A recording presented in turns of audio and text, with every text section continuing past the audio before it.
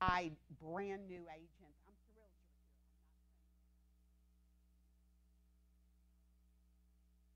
here. I learn something new every day. It may not be what I believe in or what I agree to,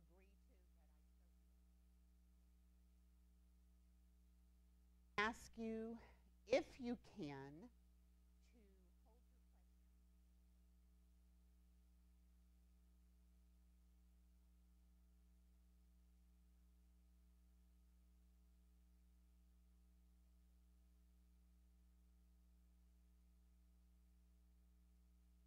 if I should use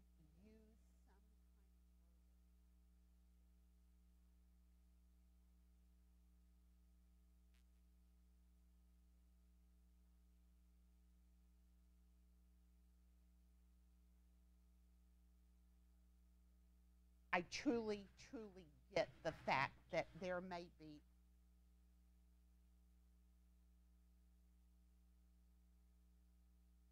Oh, okay. I truly, truly understand that there may be a looky-loo. You may not understand that point, and if you don't understand how I'm using or what it is, just say. I started this class, teaching this class, and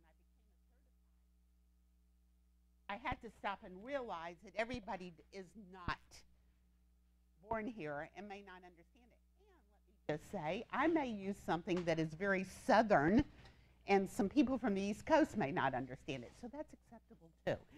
So let's get started. Many years ago, you could put a sign in the yard,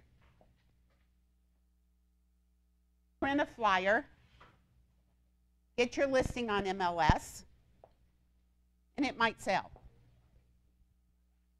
Some parts of our career, not only would it sell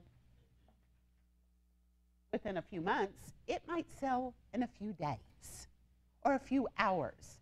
We were at a interesting marketplace to where whenever you put something on the market, you had multiple offers and you had to deal with those multiple offers. We have now had an economic shift. We've had Hurricane Harvey.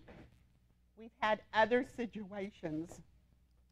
Right now, our market is truly balanced. It's not a seller's market. It's not a buyer's market.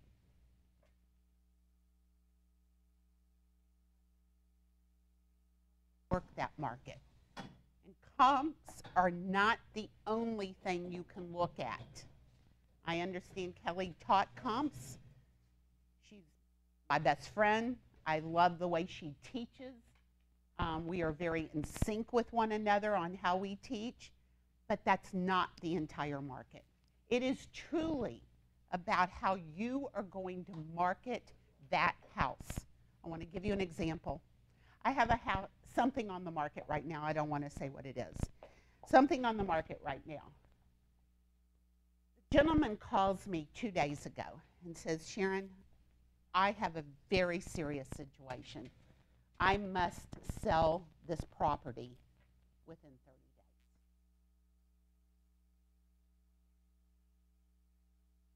Have to. He's explained to me why he has to. I get it. And this is what my reply to him was. SOB, if you had told me this in November, I could have marketed it totally different. I would have guided you totally different. Now, we have a relationship that I can say that. I don't say to tell your clients that all the time, but I went, if you had said it to me, Linda, are you trying to close that door because it keeps opening? Yeah, I prefer it closed, but it keeps popping open for some reason. Thank you. Let's see if there we go. Okay. So you have to understand there's dynamics in every one of your listings. To put a bartender hat on the day you take a listing. I always teach people that if you do not listen, you aren't going to get this business. You need to listen here, and you need to listen here. Bartenders have a knack about getting to somebody while they're putting liquor in them. You don't have that privilege to get them so loosened up. They've got to trust you from the beginning. You walking in with a preconceived price is unfair to you, and it's unfair to your clients. You can have an idea, but if you haven't seen that house, you have no way of knowing truly the value of that house. We took a listing one time as a favor. When I walked in, before I walked in, I thought, okay, we can sell this. It's this square footage. It's this size lot. It's got a swimming pool. I did a Google map. It looked great from the outside. I walked in, and there was pink carpeting. From the corridor in the kitchen, let me repeat again, carpeting in the kitchen, pink carpeting in the bathroom. So all the wet areas had carpeting. There was also an ex-husband that lived there who was quite handicapped, both mentally and somewhat physically, meaning that he thought he was sick, and he would not leave during showings. Thank you. He would not leave during showings, and it was interesting. We finally dropped the listing. We told them that we were not the right for them. But I just want to let you know that until you go in there, you don't know. You don't know what's behind those doors. How interesting. So there's a lot that leads up to you getting that final price. By the way, there are no wrong answers. I may not write them down, but there's still no wrong answer. So when you are going to view the house for the first time, got your listing kit together, you're thinking this house is going to sell for this, this, and this. You've got your comps, they're all lined up, you're ready to go. You drive up to that appointment. You're on time.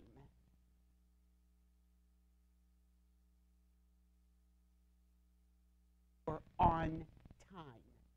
That's not your time, it's the time that you stated you would be there. Now, if you happen to be there a couple of minutes early, fine, you can do what I'm about to teach you on the outside, but you are on time. You are going to ring that doorbell exactly at the time you agreed. How many of you are under the age of 30 in this room? Okay. There's some things I'm going to say to you, so don't be insulted. Texts are wonderful occasionally. I want everybody to communicate on the phone and through emails. Text, Miss Under 30. You should not be texting with IDK, I don't know, or LOL. It's rude. Do that with your girlfriends, but do not do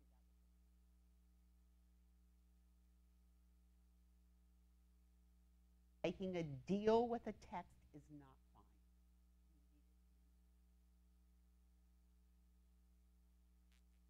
So you have agreed upon 11 o'clock or whatever. You get to the house.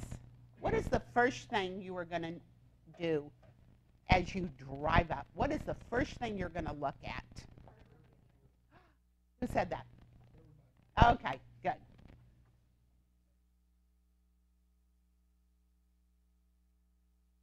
Okay, what is considered curb appeal? What? Okay, what else? That's architecture. Exterior, okay. That's right. So I want you to understand that the shutters that are peeling the fake shutters that are peeling, you need to write that in your notes. Dead grass, because we've had so many freezes, or the dormant grass. The frozen plants. Lots of dog poop that people have not taken care of, whether it be from their dog or the neighbor's dogs. Trees that are hanging over, or limbs that are hanging over onto the roof. The front door that has been literally faded because the sun beats down on it. A door handle on the front door that is peeling, and if you put your hand on it, you might cut yourself because the brass is peeling off. A screen door that's been torn by a dog. A broken window pane, even if it's that big. I also want you to take note of an older properties, burglar bars. Laugh at that, but older people, and when I say older, I mean people who were in their 80s, put burglar bars even in the safest neighborhoods because they were taught that's the way to go. Note it. Not saying we can do anything with it, but just note it. When you ring that doorbell at 11 o'clock exactly, you do not start with looked at the front of your house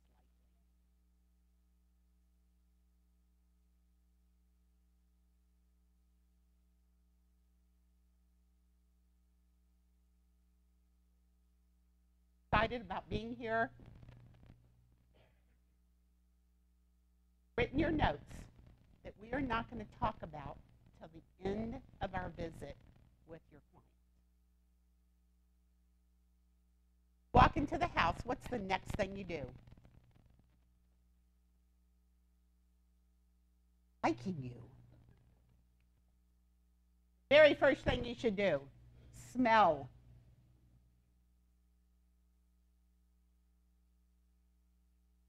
Wet dogs live in there.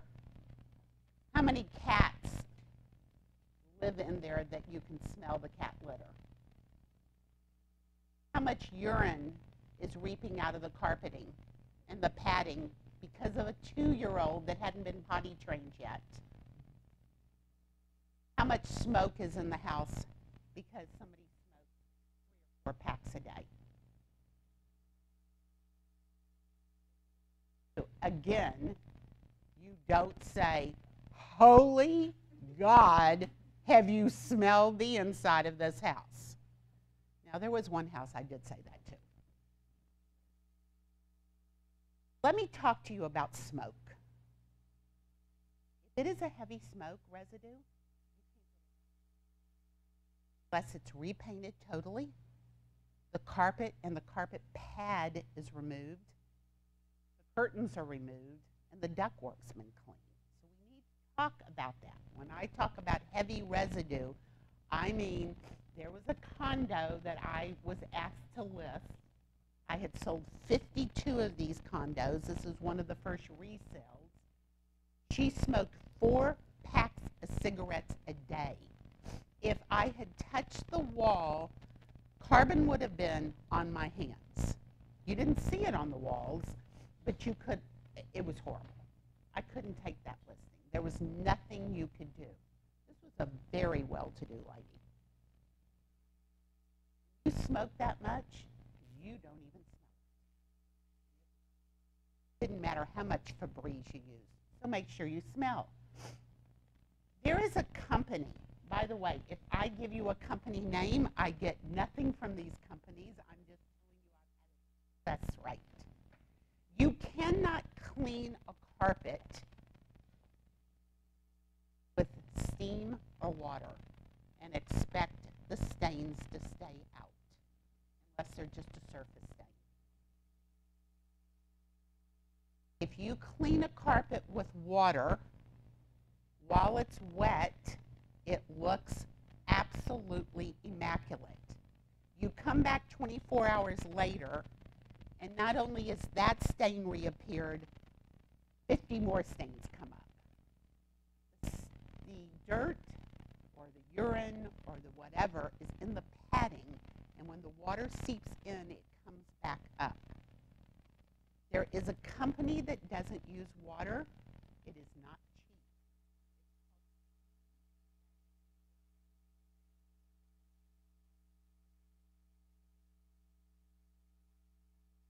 I don't know the number. You'll have to look it up. They also do grout. Grout is the line between tile and can absorb everything. Hairspray, perfume, anything aerosol.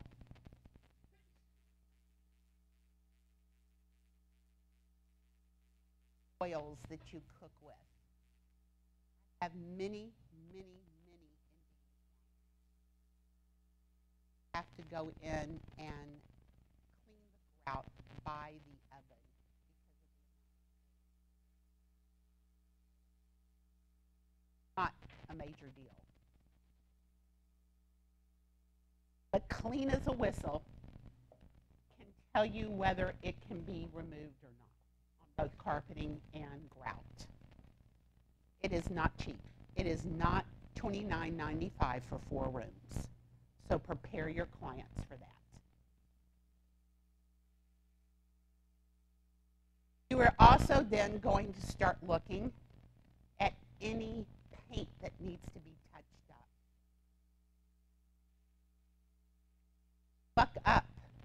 Don't just look level or down. Make sure you look up. 90% of your clients will tell you that they didn't notice that their air conditioning pan had run over and there's brown stain by the vent because the air conditioning pan in the attic had overflowed. You got to repair it. If it's still damp, you would have to take the sheetrock out and redo it. If it's dried, just tell them to kills and paint over it. Knowledgeable, you want to be confident. Again, you are not telling them each step of the way how you're doing this.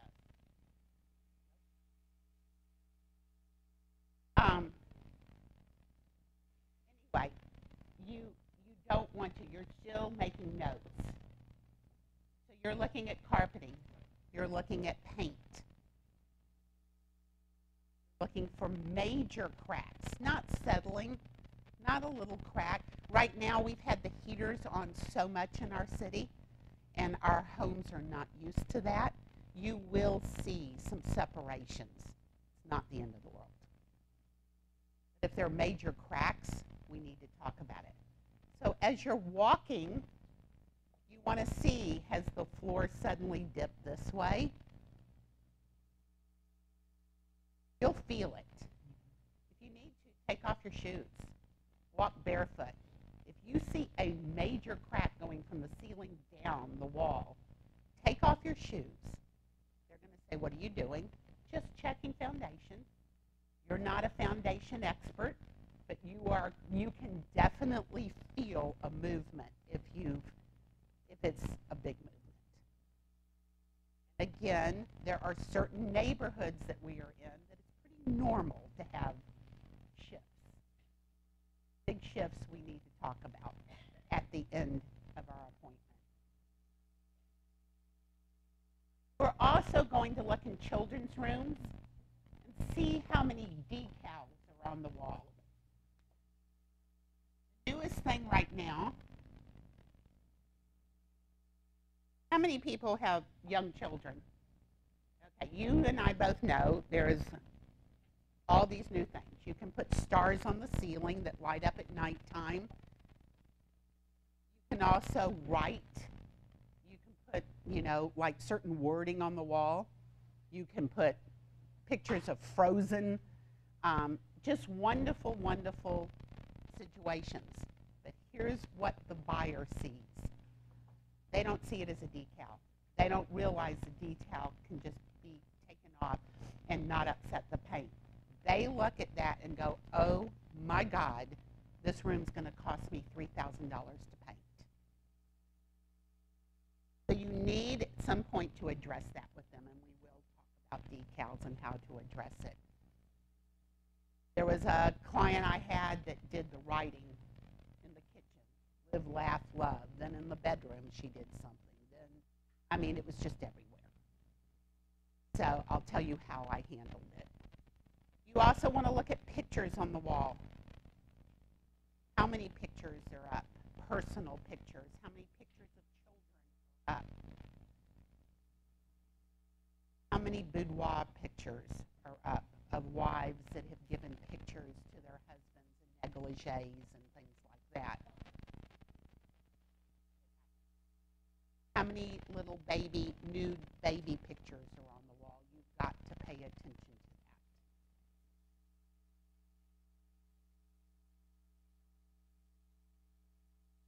to that. Then you're going to look a different way. You need to notice if there is a lot of memorabilia on shelves, in cases. You need to look and see if there's jewelry laying out. I don't care if it's costume jewelry or the real thing.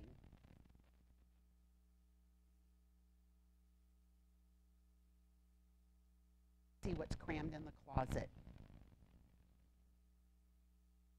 How many guns are laying against the wall?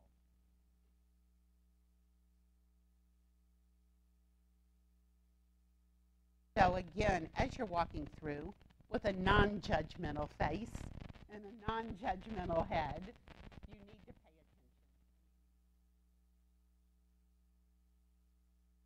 Now we're going to sit and we're going to talk to our client. And you are never going to use the pronoun you or I.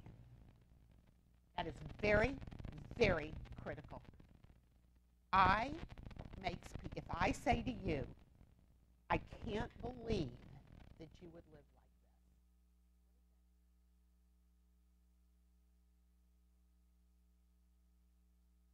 this. If I turn to you and say, you need to get this done in a week in order for me to put that, it's threatening. That is the pronoun you are going to use because you have become a partner with the sellers. We need to do this. The way I start that conversation every time is I start the conversation by letting them know who our potential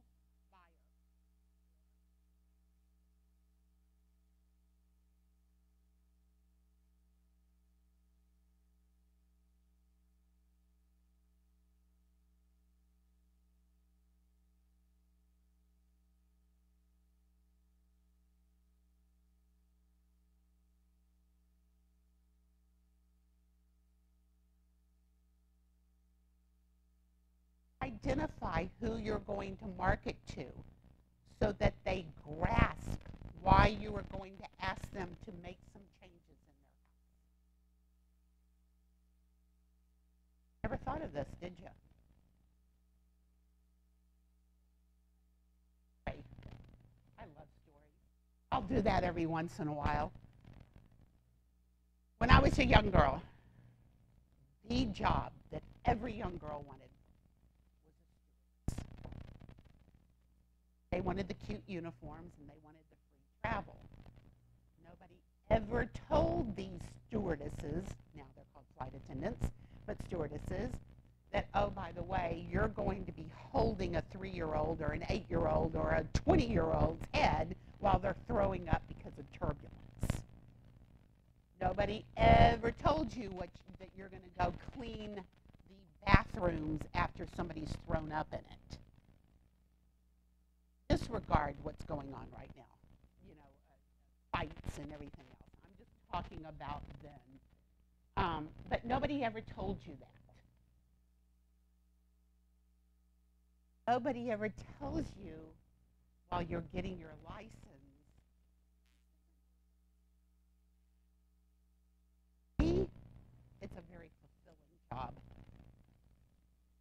both financially, but emotionally.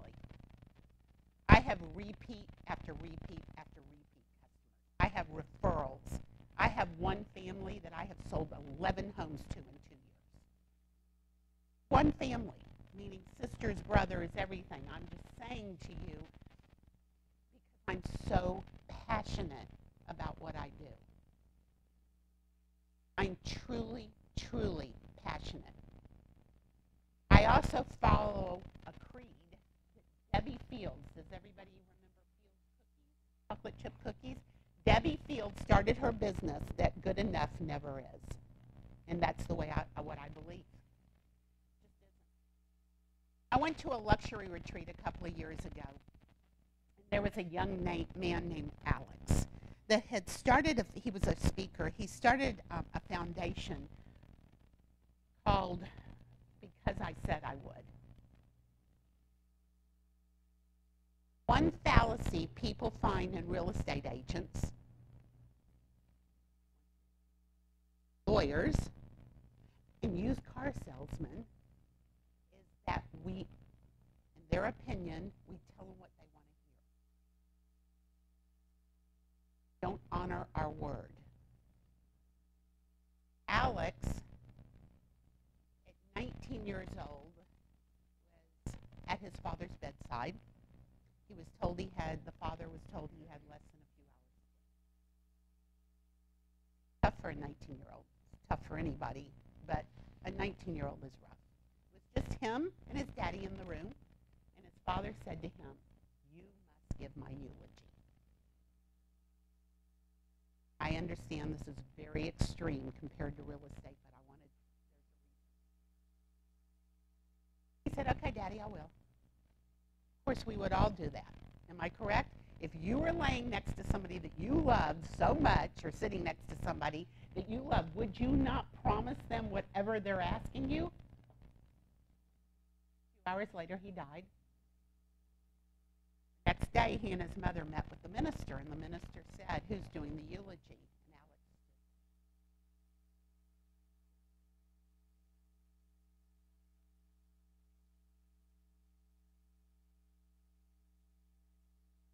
I understand that that's extreme, but there is a reason he spoke to luxury agents. You must honor what you say.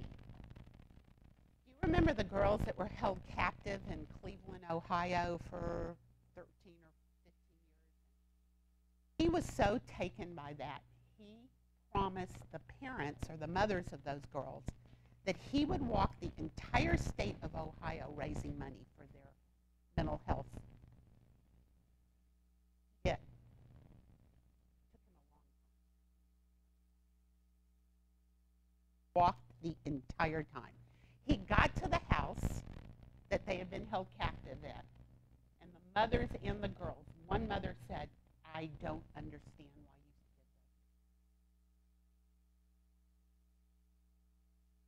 this." It's on Facebook, by the way. He's got a foundation. It's pretty amazing. Some things are not as serious as the ones I've told you. Some are pretty serious. Live that. If you tell your clients you are going to do something, write it as a reminder. I met with a client last week that I said on March 1st, I will be back with you with your new comps, updated comps as to what happened over the past couple of months. We will look at the house after what I've told you needs to be done. Longest I've ever given anybody, but 2 months I've given them. And we will put this on the market, and I told her the date. I have it in my calendar as a reminder at 9 a.m. to call her. I chose 9 a.m. because she starts her hospital rounds at 10. If I can't reach her, this time I will text her saying, "At your convenience, get a break today, call me. I'm prepared to put your house on the market." Guarantee you, she looked at her daughter and said she'll never remember. Live that. Make sure you live that because it's so important. The next day, because of my conversation with her, she called 2 doctors at that hospital and said, oh my God, I may have found the best realtor in the world. I haven't done anything for her yet. Okay, that's fine. I'm happy. Are y'all looking for something? Okay. Okay. Okay. This class apparently at 1:30 is so critical that they're going to keep interrupting us. So I apologize for that. So honor what you say. So you're sitting down with your client, and let's just say you're sitting down with them on February 1st. What day is Super Bowl? What date? Thank you. Not many people are going to watch it. Some people are. At least they'll watch the commercials. But you're not going to have an appointment on February 4th. Probably not going to do a lot of open houses on February 4th. But February 1st, you're sitting down with them. You've gone through the entire house. You've taken your notes. Sit down. You're not going to stand up. You're going to sit down. Where can we sit down to talk? No, I'm just saying you're asking your client where she or he is more comfortable in sitting down. You're going to go over this. And the things you're going to mention to them are, okay, our buyer is this, this, and this. Drive up to the house, this is what you're going to see. You remember when you were in high school or college, you would write a term paper, and you'd read it again, and you would do everything, and then you thought it was 100% right, and you turned it in, and your professor or your teacher turned it back to you a week later with more red marks than you've ever seen in your life. That is the way your seller lives. They knew that window was broken. They knew that door was faded. They kept driving by it. It was no big deal. So that's how you can't look at it through your eyes anymore. And use the analogy. You remember when you were in high school or college. You remember proofreading. They'll like that story. Yeah, I remember that. Oh, my God. Spell check did T-H-E-R-E instead of T-H-E-I-R. There's a lot of things that spell check won't catch. You have to let them know. You may be the only house on the market when we go live, but we got to make this the prettiest house on the outside. And we don't need to spend a lot of money. Whew.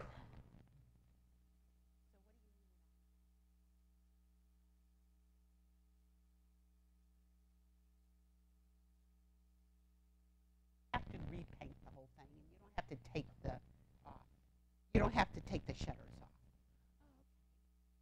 Then I want you to go to Home Depot or Lowe's or whatever, and I want you to get some colorful flowers or some mulch to put over. Yes, we're going to have a few more freezes, so I don't want you to, but I do want some color. Oh, okay. It may cost you $30, $40. I can deal with that. Now, the only problem we have, Mrs. Smith, is that the front door is in bad shape. And I don't want you to replace the front door. So if we need to restain it, we may have to restain it. Or if we need to repaint it, you have a handyman that could repaint it. Oh, my husband can do that. Or yes, I've got it. They don't. You need to have a handyman in your pocket to give them the name and number. You need to have one type of handyman that knows how to do high-end, and then you need to have a down and dirty handyman. A lot of agents will share names with you. However, right now we are reluctant to share those names because of Harvey. We're lucky to get our handyman anywhere. I've got something I need to get on the market next week, and I still can't get in touch with my down and dirty handyman. Now I'm calling him and telling him I'll pay cash and give him an upcharge or whatever to get this on. But you need to have that. You need to be prepared. You don't want to release that name if they've got somebody.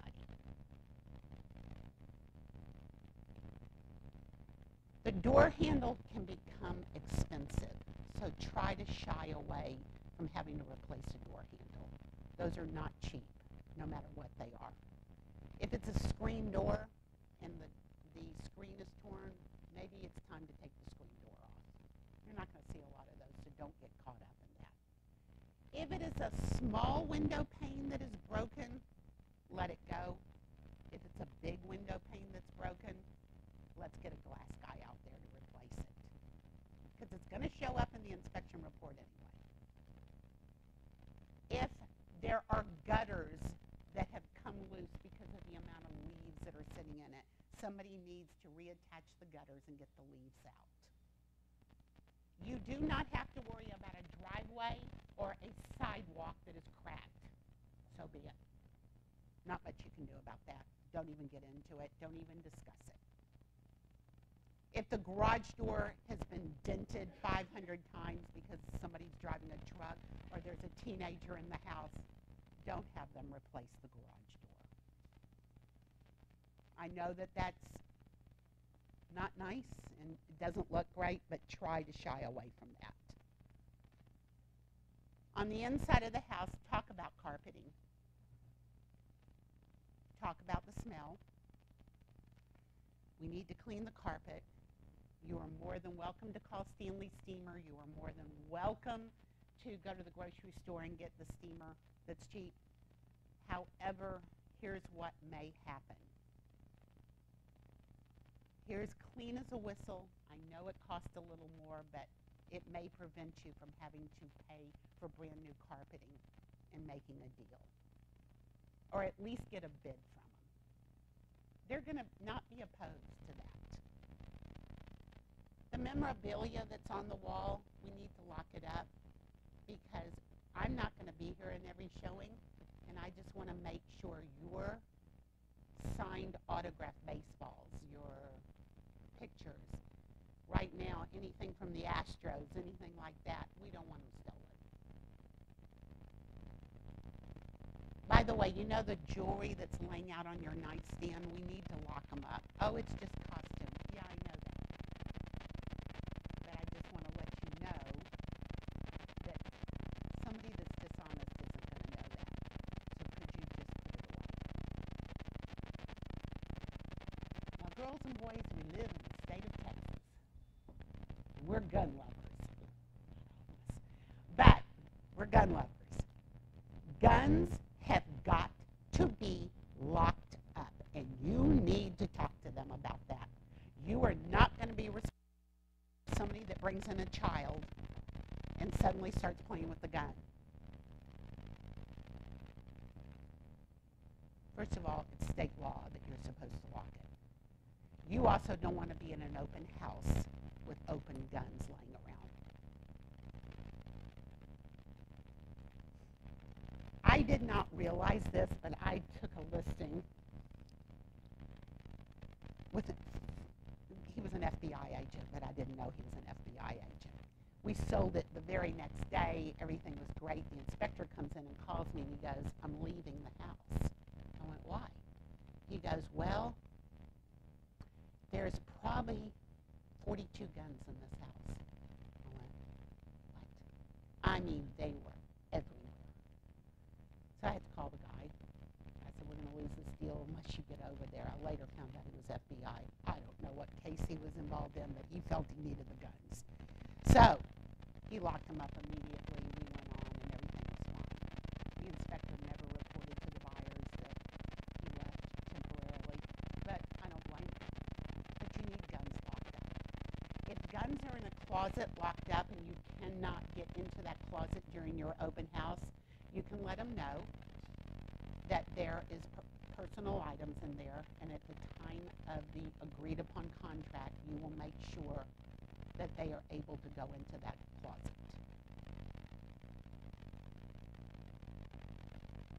Y'all are freaking out on me. Don't freak out. This is just stuff that you've got to get through. I would hate for you to learn the way I did, and I learned just when it happened. And it was, oh my God, what do you do now? So you just got to know that. That's all. When you go through everything and you've gone through everything that needs to be done, how much time are you going to give them before you take pictures to get the house ready for you? 2 weeks. Okay, and let me tell you why it's 2 weeks. A week, there is no way. Everybody's going to feel pressured and you're going to lose the deal.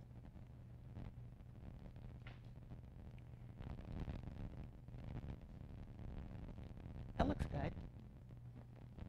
Anyway, you are going to lose the deal if you do it. So you're going to give them 2 weeks. So February 1st is a Friday. Was that right? It's a Thursday. That's even better. Because 2 weeks later, on Thursday, you're coming back to the house and you're going to walk through to make sure everything's done. Now, the first thing you're going to do is when you leave there, by the next day, by Friday at noon, you are going to send them an email with everything y'all agreed upon. In writing. Miss Millennial, not in a text. I don't think you do. You look much more together. I usually have a class filled with millennials that look at me and go, what do you mean I can't text? So, boy, they have me now left in here like there was no tomorrow. And I'm getting hot. Are y'all hot? Okay, so it's just my cup. No, I have no idea what to do with this. Okay, so anyway, you're going to send the email, and 1 week later, you're going to make a phone call.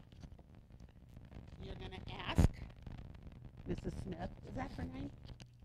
Have I used the name consistently? Good. You're going to say, Mrs. Smith, how are we doing? And she's either going to go, oh my God, tell me my 2 weeks is not up. Or, guess what? I finished everything. You want to come this week? Take it. Go with it. Get in there. You want to just let them know if they haven't, it's no big deal. Are you going to have time this weekend to finish it up? You're either going to get a yes or a no. What's the worst thing they can say is, no, I'm not. I need another week. Okay, but we're getting in the market where spring is going to start happening, and that's when sales start really popping. I'll check back with you in a week, or yes, I'm going to be ready. Right, I'll be there Thursday. We'll walk the house, and we'll go with it. You may drive up to the house and go, oh, my God, they did everything. I've got some clients that go overboard. Oh, my God, they not only, they brought a landscaper in, or they brought this in, or they changed the front door. They didn't just paint it. They changed it. All of a sudden, they realize, Sharon said I could get top dollar if.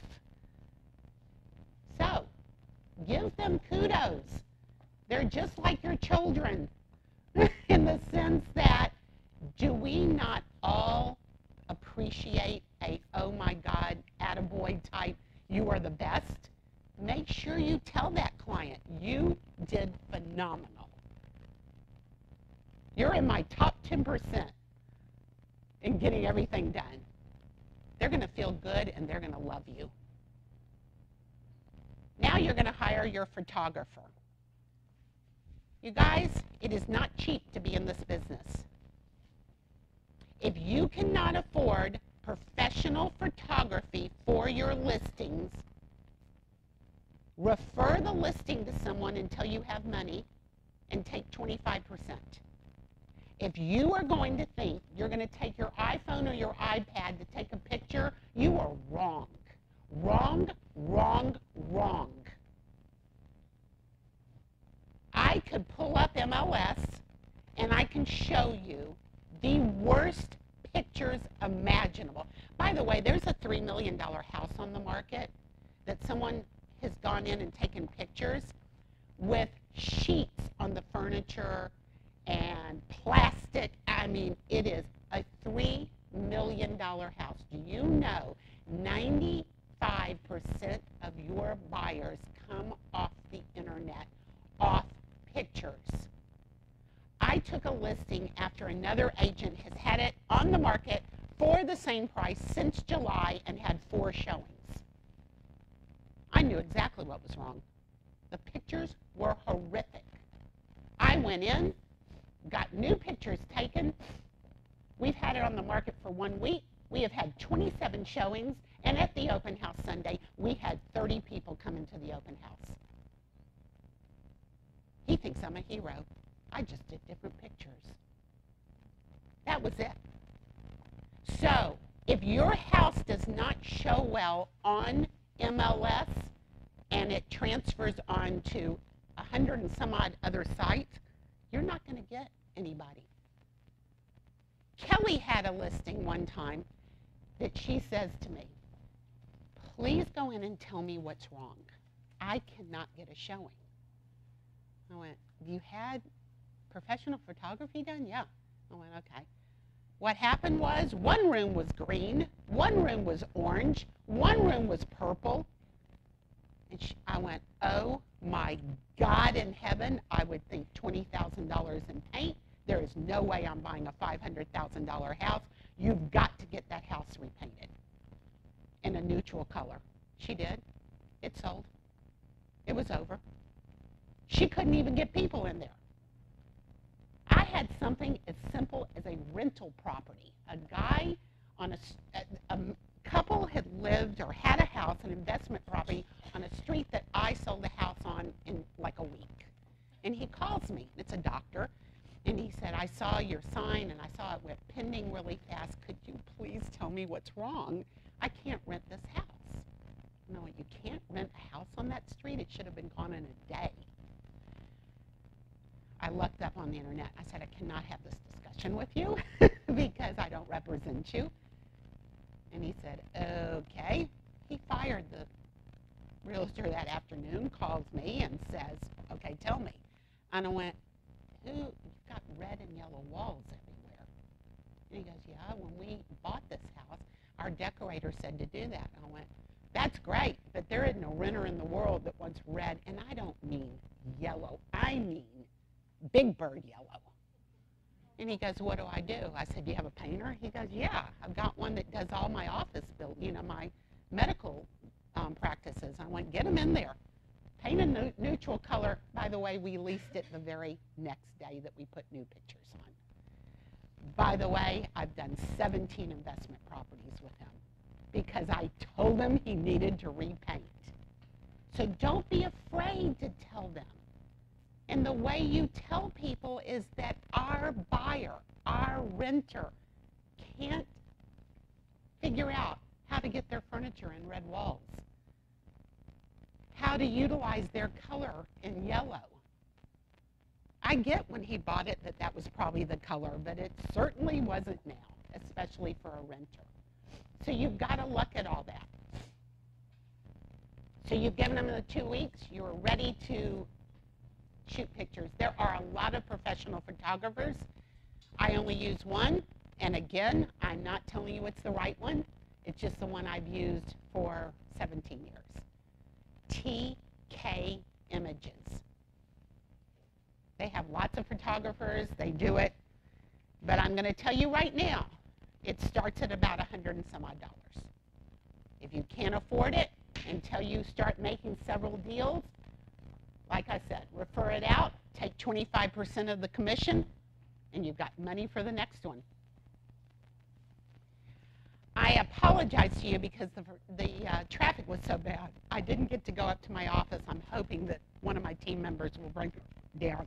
I do a lot of nighttime photography on my expensive listings, say over $500,000. I encourage you not to absorb that price. It can be up to $300 for nighttime photography, but boy, it looks sexy. Real sexy. They water down the driveway. It glistens.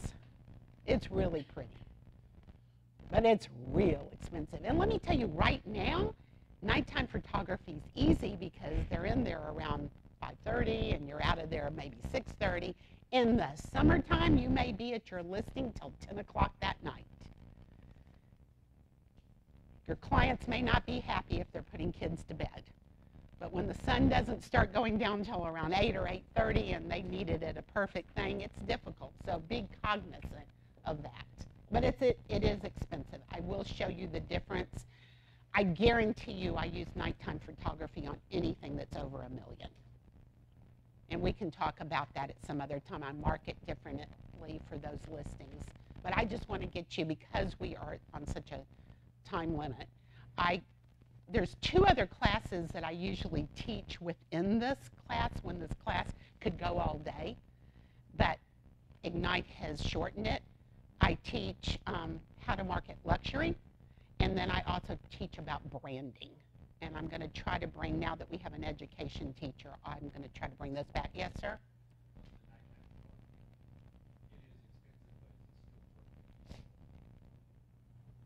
No, on a lower it's not. Here's what will happen on a lower. If it's too low and you do nighttime photography, the first question we're going to ask is, what are you hiding? So don't use that. I don't know. I wouldn't use it on anything under 500,000, and I'm not sure I would do 500. So yes. No. If it's nighttime, it's nighttime. You'll see why. I mean, the photographer, first of all, you couldn't afford that. That would be $400 or $500, and that's not worth your time, and it's not fair to your clients to have a photographer come back during the daytime. And it's also, it doesn't translate right in MLS. So when you get a professional photographer, they do 2 types of photography. They do JPEG and they do MLS size. That is what is so important and why you can't do it on a telephone or an iPad, or you think you know how to crop a picture properly with a camera. It doesn't work. Very first Ignite class I taught, however many years ago, I saw this woman turn pale white after I said about this. She raises her hand. She says, my friend is a professional photographer. She's a portrait photographer. It's not going to work, but hey, I hope it works for you. Now, that was a Friday. She needed to list that house this weekend, or that weekend. She called me Friday night crying her eyes out. They put it on MLS, and the pictures all of a sudden went like this and like this. And the worst part is that if they don't know what they're doing and you're looking at a 3-story house and they're standing on the street and they go like this, the house suddenly goes like a pyramid. So they've got to know what they're doing. And you have got to know that it's important to put your best foot forward. We joke. We meaning seasoned agents. We go through pictures and we go, great, we can tell what firm they're with, or great, they've been in the, they've been in the business for a day. What gives you that tip? The first tip is when you put a toilet as your main picture. The second one is when you're in a bathroom and you see the person's body in the mirror.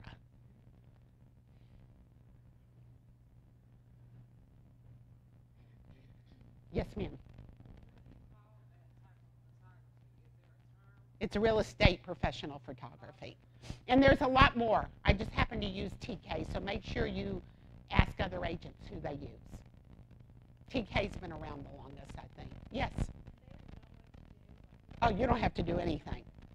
Now, I did take the listing I'm telling you about that I got all the showing. There was some walls that were very painted as accent walls. If you didn't angle it right, they were going to look overwhelming. So I did go with them to tell them how I wanted it angled, and they came out beautiful. But it just means if you had hit it dead on, it just would have looked like a hall navy blue room, and it wasn't. So I needed them to angle it. You do want to tell your real estate photography, by the way, on the 4th floor of that house, I do want you to take a picture of the skyscape. Or now, what you cannot do, you cannot tell them to Photoshop out power lines. You cannot tell them disregard the fountain in the front of the house that is of a nude mermaid. Whatever. They can't. That's illegal. So don't assume that just because you're doing professional photography, you can do that. What they can do is they can not fake the grass greener, but in the spring, they can tone down some of the colors. They know how to do that, but they cannot remove things that are physically there. You can get in a lot of trouble for that. They won't do it, but I'm just saying if you find a photographer that will, you can get nailed on that. Now, I want to tell you a marketing ploy that works for me, and I understand. What is your name, please? Lindsay? Okay. This may not work for you, so please disregard it if it doesn't work for you. Do you realize while you're watching television that on Wednesday, the Macy's one-day sales start? Now, the Macy's one-day sale ads start, and it's not till Saturday morning. Am I right? But they start on Wednesday, and the hype is there. And you're looking at a coat that happens to be on there and go, I've got to have that coat. I've got to have that pair of shoes. And there's a doorbuster special at 8 a.m., and you're looking at it Wednesday. What does that make you want to do? I want that now. So I kind of do that. What I didn't tell you is my previous career was I was vice president of Tiffany & Company. I became vice president when I was 29 years old, only because I was so friggin' naive I didn't realize that I was a girl and that I was 29. So when they called me for this interview, first of all, I thought it was a setup, and I hung up on the recruiter. Thought it was somebody teasing me. He called back, thank God, and he said, this is for real. And I went, okay, we're flying you to Dallas. We've been watching you for months.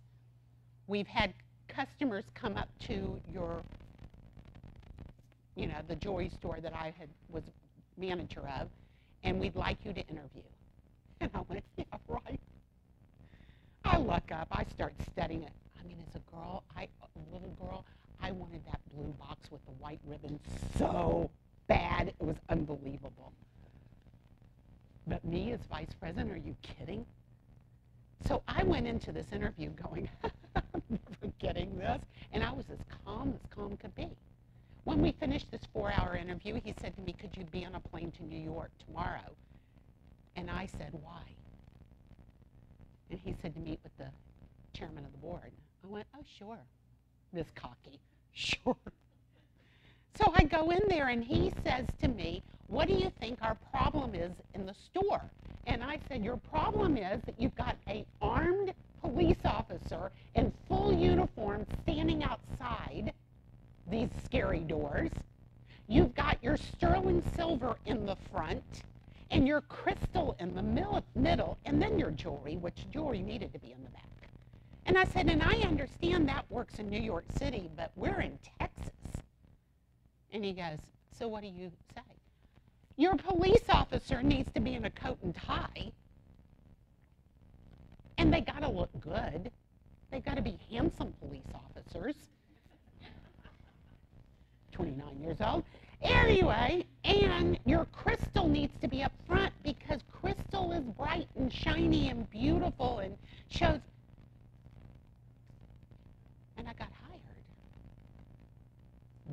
when I went, holy shit. Now what do I do? I'm only 29 years old. I had not studied the fact that they had never hired a female before. That was later on.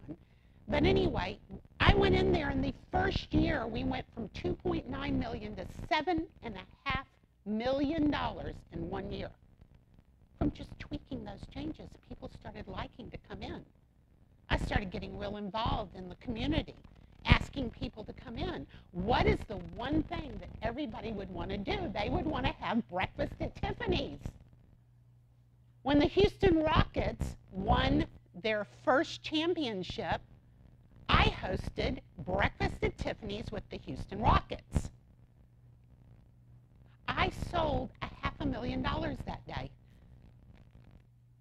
because their wives or their baby mamas or whatever, are you kidding? They weren't going to leave there without buying something. So you got to market. It is not just putting a sign in the yard. So I take my photography on Wednesday or Wednesday, preferably Tuesday or Wednesday, I'm sorry. I get my photography back the next day.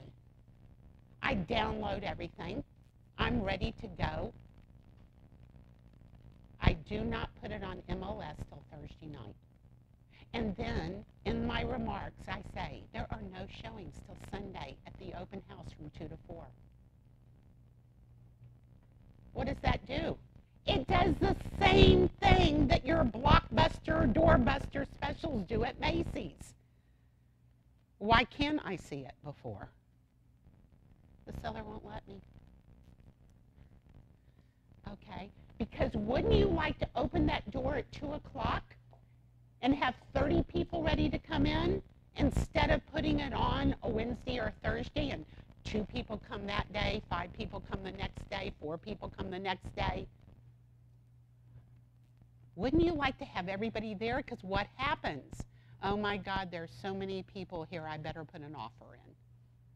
That works for me. Lindsay, it doesn't necessarily have to work for you. I'm just telling you it's been successful for me now for a number of years. What?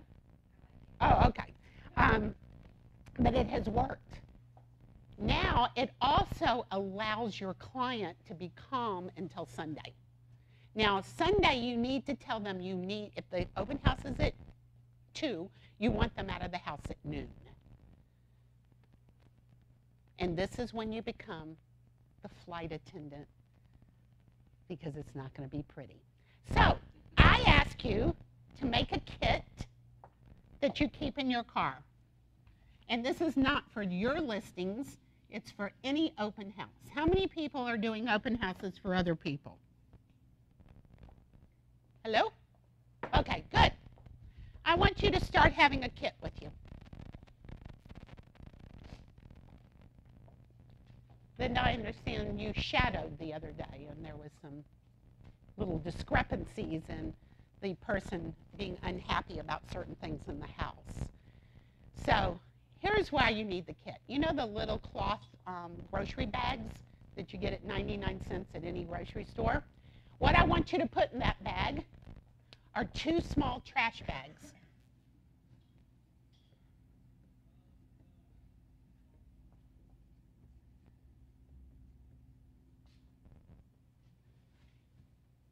I want you to put a bottle of Febreze, not the aerosol, but the liquid kind.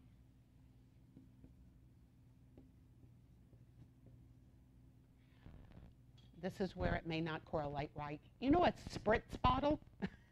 You know it, everybody? You know what it? So it's a bottle that you pump, but I don't want it to previously have had Windex or anything else unless you rinse it out really well. You can use any kind of spritz bottle, but if it had a chemical in it, I need you to rinse it out very, very well. You just want to put the spritz bottle in there. You don't have to have anything in it until you get there. If you can't find one, go to Walgreens, and they sell them cheap. You can get, little ones for, yeah, that's good. I need to use that word. I know, but it's a spritz. Thank you.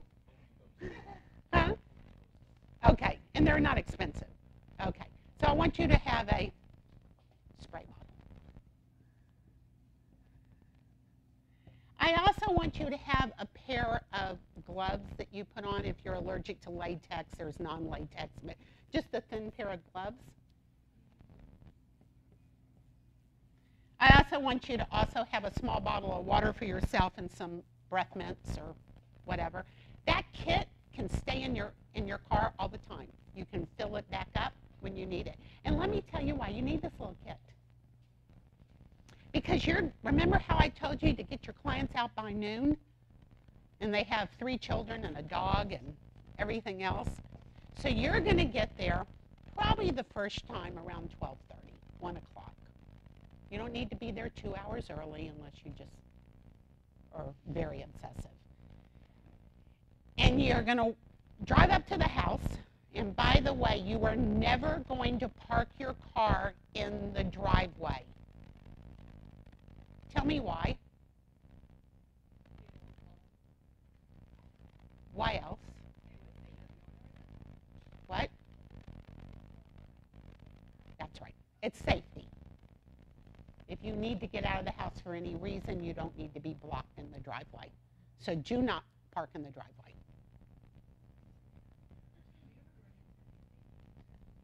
Absolutely. You just got to be smart. We'll go through that. Okay. So,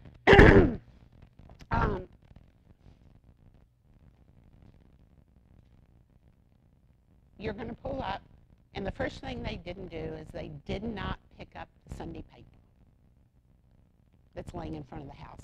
A lot of people don't use papers anymore, but believe it or not. So you want to pick that up. You want to just set it in the garage or something.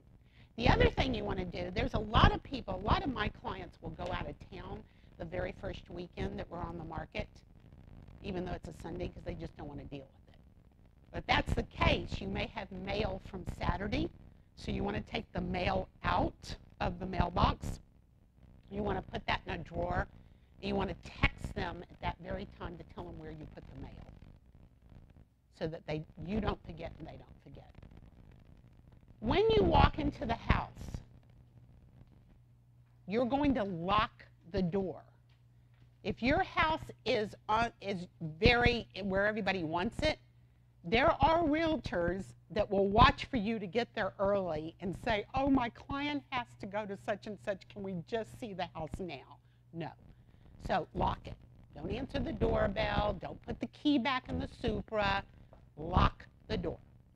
Go in, turn on all the lights. Open all the curtains or shades or blinds. You want to make it light and bright.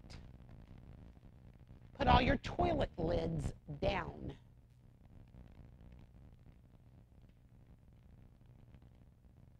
If you feel there's a little musty odor, Febreze it right then and there.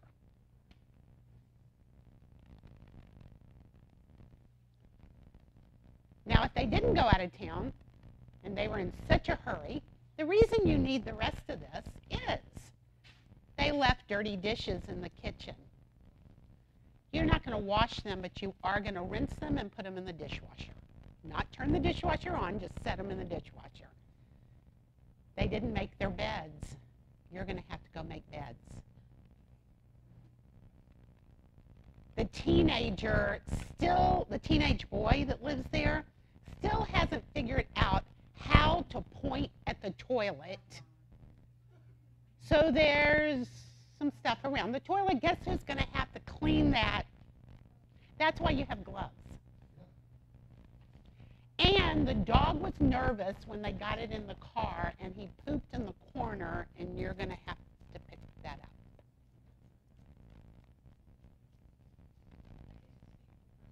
Yes! So make sure. Hasn't always happened all at once, but there's been some. And it's usually the mothers that are frantic because they have so many kids. And you want to, you can understand it. But then I've had some that haven't been frantic, that have had maids and butlers and everything, that I've still found that condition in the house. So just know it happens at my $5 million listings and my $100,000 listings. So it has happened. So you need to do that. And that's why you're there so early, because you want to get that house ready. You also want to look at whether it's too cold or it's going to be too hot. Please look, if it's the air conditioner and they have it set at 79, remember that it was set at 79, but turn it down to 70. You're going to turn it back up to 79 at the end of the day, but you need that house to be cool because the average buyer is going to go, oh my God, it's so hot, is something wrong with the air conditioning? They're not going to say, no, my client keeps it at 79. So make sure that you've made it cool enough or warm enough, whichever you need to do. If it's raining, make sure that you put a sign on the door that says, please remove shoes before coming in. Nobody's going to complain about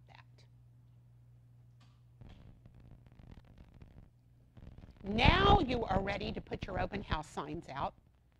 You're going to take that key with you. You are not going to put it back in the Supra because the agent that's sitting on the corner waiting to get in that house knows you turned the alarm off and is going to go in before you get back. So take the key with you. Do not put it back in the Supra and go put your open house signs. I would think that the day before you have figured out where to put your open house signs. You have also looked on MLS to see if there's any other open houses in the neighborhood, and you have called every one of those agents to say, let's share, customers as they walk in. Oh, great idea. I'll be open at such and such address from such and such time. And you're going to write down they have.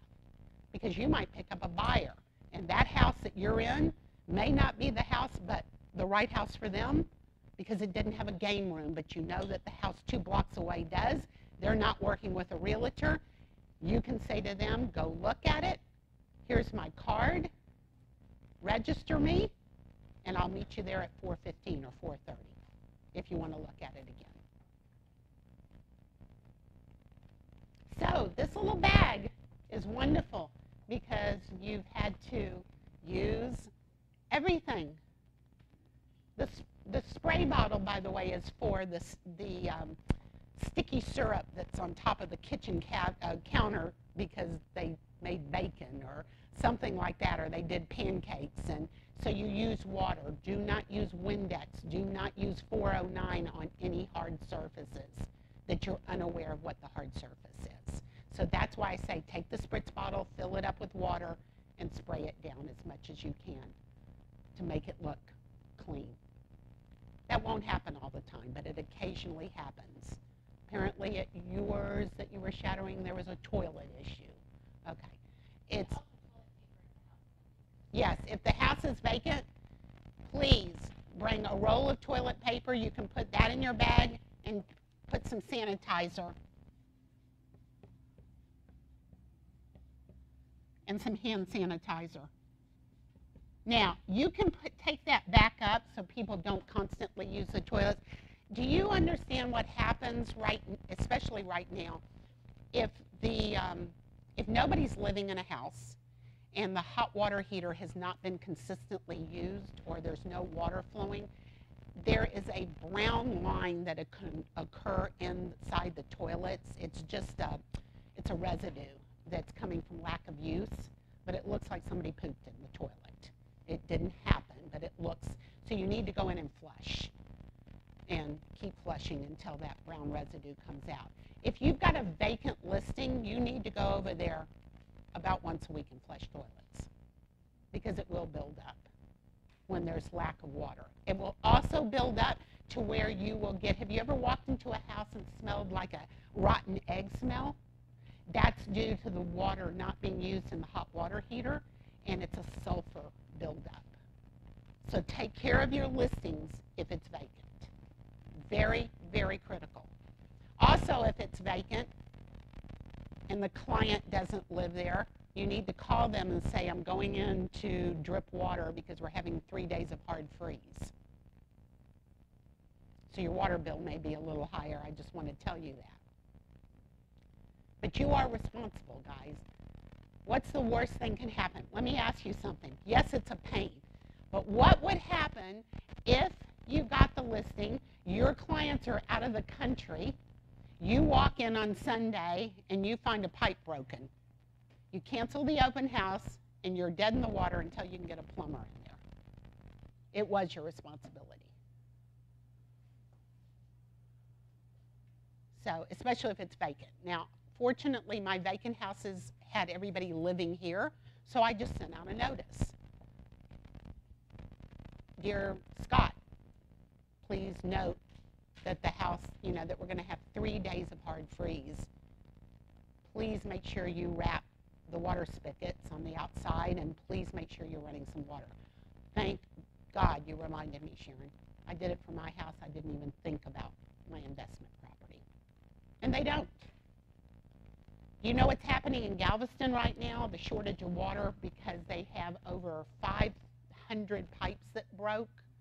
Most of the 500 are investors that don't even live on the island and had nobody checking. So we've had consecutive hard days of freezing. According to the what I heard today, there's still hard freezes that will occur in February. So please be aware of that. Guys, let's take a 10-minute break, get back here at 10:30, and we will finish this up. I know it's short. I apologize to you. My promise and my commitment to each of you is to teach 2 additional classes. I know they're not at night. If you were here on time and were more than 15 minutes late, you will not get credit for this class. If you were between 9 and 9:15, I will sign for you. You will get full credit for Ignite, but the other 2 classes I'll teach outside of Ignite. Okay? Yes?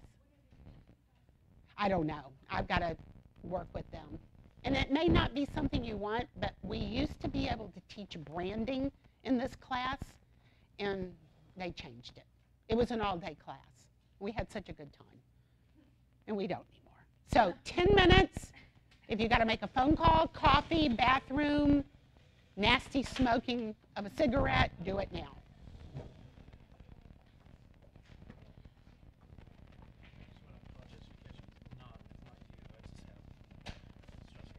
Sweetheart, don't worry. Okay. Yes. My question about the open houses is, when do you feel it's appropriate to have like food or drinks for? I don't. So ask that out loud. Okay? And I'll tell you why when you ask it. Don't ever do that.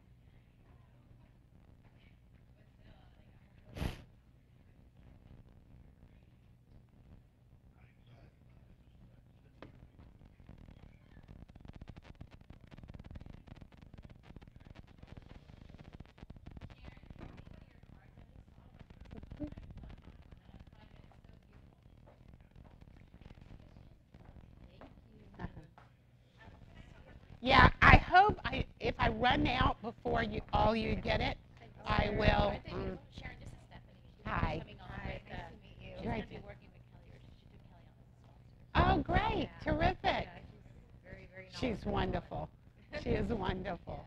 Kelly did come out on Super Bowl Sunday to sell mine. We'll talk about that too.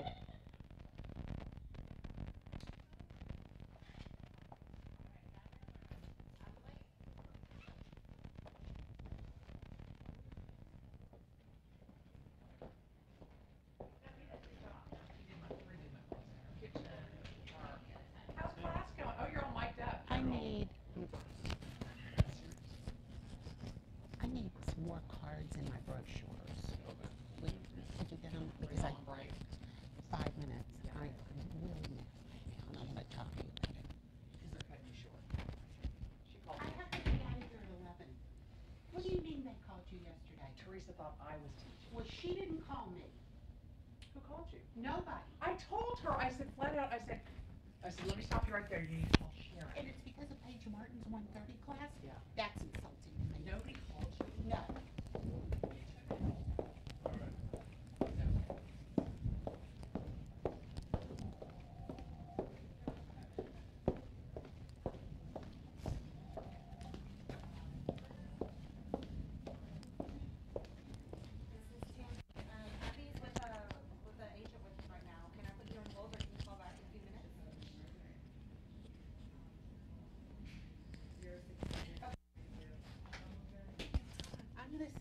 something, and I hope it's taken in the spirit that I'm saying it. Okay, what's going on? I don't feel I'm any less important than Paige Martin is. And I should have been called yesterday and told that my class was being cut down till 11 o'clock. Somebody called Kelly, but didn't call me. And Kelly told that person that they needed to call me. Oh, I did call. You did not call me. Well, that was my mistake. I think I called you, but it went to voicemail, and You then didn't leave a message. I emailed you. I have no emails from you. Sharon Wright. Right. Right? I am not Sharon White. There is a Sharon White here. You know what? Honestly, that's my mistake. I could have done a better job with that. I want to just tell you something. I have been teaching at night as a volunteer for 6 years. I do not feel y'all should have either canceled the class or let me know. I mean, take a 3-hour class down to 2, which I will. I'm going to do it out of respect, but I don't think that y'all respected me, and I am not happy right now. And I very seldom get this angry, but to be told it's because of Paige Martin's 1:30 class is bullshit. Wait, someone. I've been told that I need to finish my class at 11 so y'all can set up the room for Paige Martin. That was from Teresa, but Somebody should have called me. I need to get back to my class. Oh, no, you're right, but. Yes. I'm super new to this. I'm so sorry. I understand that. But that's not going to happen again. Why didn't Teresa call me? She called Kelly. And Kelly told her that it was me teaching the class. Yeah, that's my fault. I took responsibility. Okay. But, next time I know. Thank you.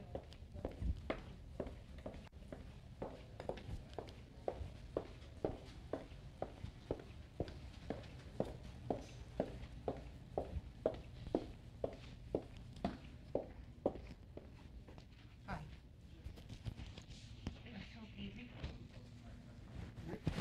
The Paige Martin's 1:30 class is more important than my night class. And that you didn't have the courtesy to call me. I emailed you. Really? I don't have an email. Wait a minute. Sharon White. You better learn who I am. Okay, let me just tell you something. Teresa called me yesterday, and I said, I'm gonna stop you right there. I don't have any. I said, Sharon, I switched classes so I can have a full hour. She's teaching tomorrow. Okay, I'll call her. Yeah. Nobody called me. And I have to admit it.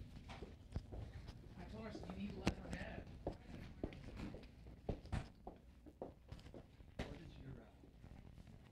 What is your team look like, or do you have a team, or is it you? Me, no. My son Uh-huh. Oh, I and think I remember another you young said man. that. Uh-huh. They may come in. You And do can they meet 'em. are they designated as No, we don't designate anything in our company. seller or buyer? or We don't no? designate You just- anything. you The just- three of us are so in Whatever, sync. as needed. Yeah, we're so in Okay, sync. you at do that, and you do that, and I'll do this, and. Sure. Oh, we did? I don't have to go and keep going. Thank No, God. I already said I couldn't go. I want to tell you, I was so, yesterday affected. What? I was number 2. I just Look at saw you. that. Aren't you a badass? Um, Well, hello. I melted. Yeah, but you know what? All that shit on Facebook. Did you see all that stuff on postings on Facebook? It kind of freaks me out. Yeah. Okay, y'all go back and But- finish class. Okay, guys, I have just been informed we really. Yes! Hey, come on. Here, wait, Kelly, Kelly, come in. So when we started talking about guns and dog poop, what did y'all do? Oh my God, I'm getting out of this business. Oh, I'm going to tell them some of your horror stories. Okay, y'all, can we close these doors and let's rock and roll? I have 30 minutes with you. Makes me sad. Yes, that's just, so did I. Kelly, do you have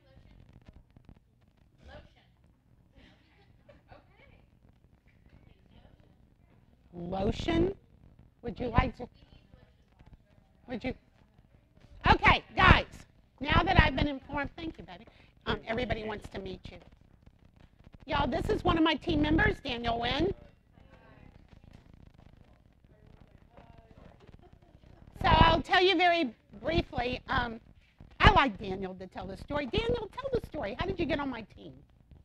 I just, one day, actually it was my third day of real estate. I just walked in and asked her for an open house, and you know, that was really it. Took a couple months. No. He didn't get on the team that day. No. I did a lot of open houses for her. And, you know, like, times where people didn't want to do it, I did it. You know. Followed up. Yeah, Thanksgiving, I did it. Just random days. And then she just decided what. I adopted him. They adopted me. I adopted him. But he'll have to tell you very briefly, since we're on a time thing. Tell him why you decided to come to me. Oh, because it was March, and so we had a team meeting that was St. Patty's Day, and it was awards day, and she was giving awards, and everyone was like, Sharon, where's your green? She goes, I am wearing green underwear, but I can't show you, so don't pinch me. So anyway, he just found that humorous, and here's a young man that's been in this business 3 days. I went, how did you have enough courage to come in here? And he goes, I don't know. You know, but he's been with us now 2.5 years? 3 years. And I yell at him.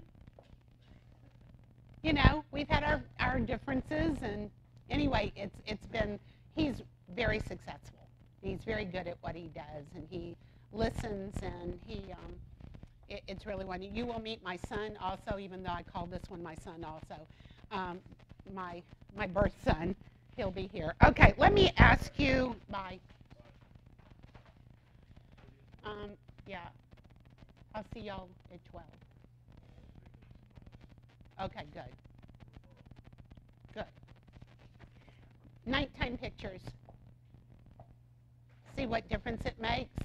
Look at this, how beautiful it is.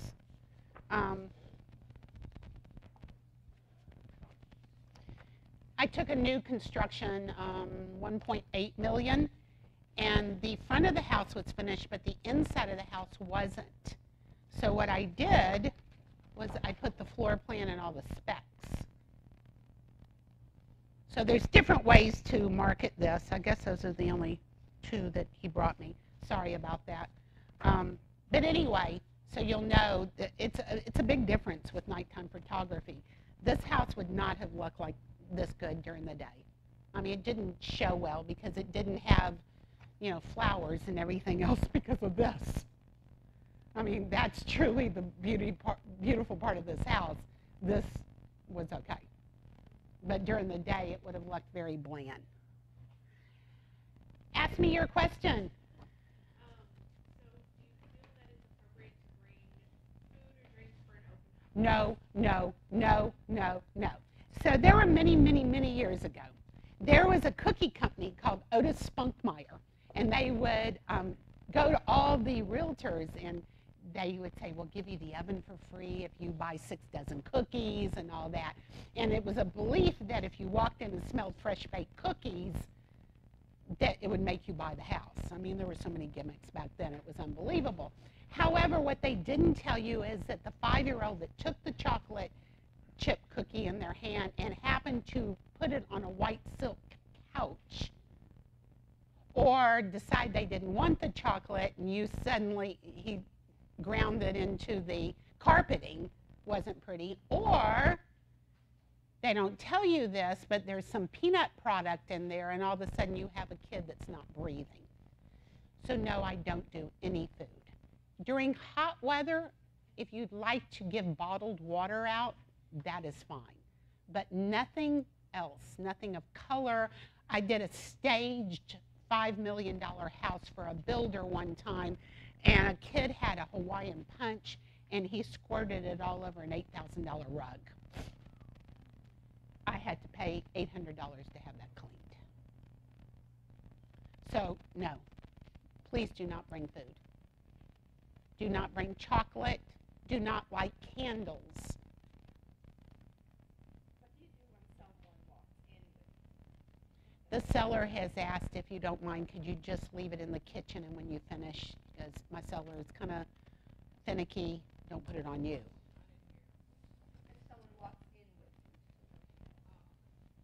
Also, let me just say, I know that a lot of you, and Daniel used to do this, and he learned after I caught him.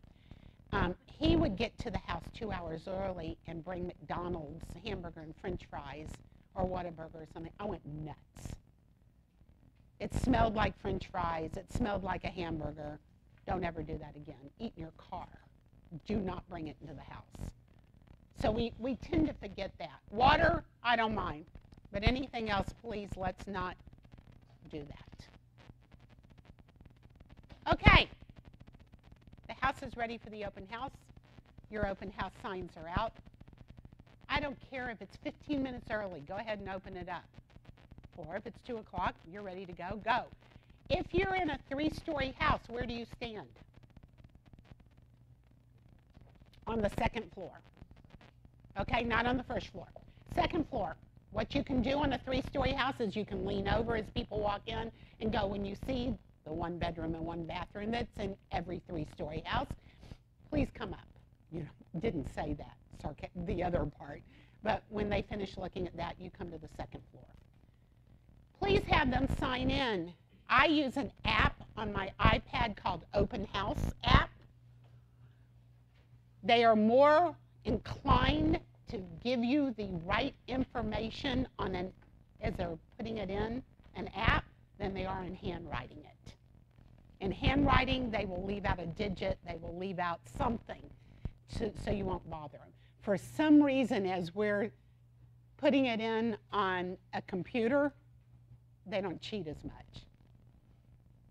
Please make sure that you find out if they are working with a realtor, so that if you're doing an open house for an agent, not your listing, but for an agent, that you report, this is the agent they're working with, so I can call the agent. Here's where you are going to promise your, okay, well, let me keep going for a minute. You're going to have them. Let them go to the 3rd floor on their own. There is something that drives me nuts. When you walk into a store and somebody comes up to you and goes, hi,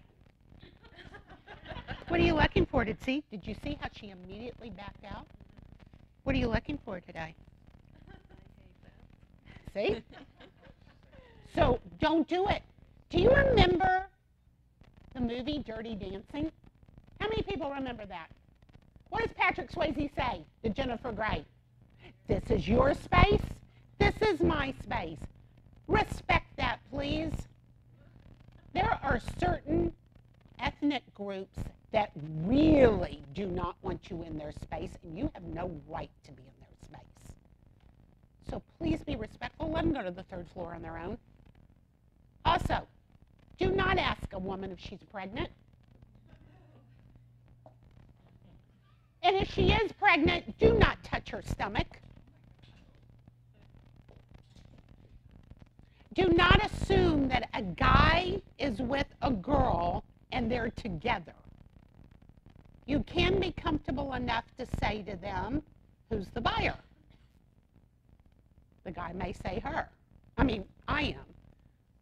If they're smart and they are together and something is about to happen, they're going to say, but she's also going to help make a decision. But make sure you're talking to the buyer. Don't leave the non-buyer out, but make sure you're talking to the buyer. And you're addressing the buyer's needs, not what the girl wants necessarily. Now, I had an interesting situation that I had a couple that I was, a man that I was referred to. And he wanted to look at houses in the Heights that were all the historical houses. And they all ran about $350 a square foot because they were in the historical. He shows up with a girl. I figure it's a sister or something like that because the referral, I said to him, are you married, engaged? No. Okay, fine. So I'm addressing all his needs, and she's walking around like, is this all we're going to see today? Well, what did you want? What did you think? I'd love to see some new construction. I looked at him. We left that day. That night, the client called me and said, I got to tell you something. I went, yes? I'm asking her to marry me next month. I went, sweetheart, your little, I want a $350 square foot little quaint house, she doesn't want. So we need to regroup. Do you want to regroup before you propose or after? He goes, can you pull it off and not tell her? I said, absolutely. I'm going to tell you your value's better in the new construction in the Heights. We got exactly what she wanted. He surprised her with not only the house, but his huge diamond ring. And it went, but you got to identify who that is. It's very, very important to identify who that is.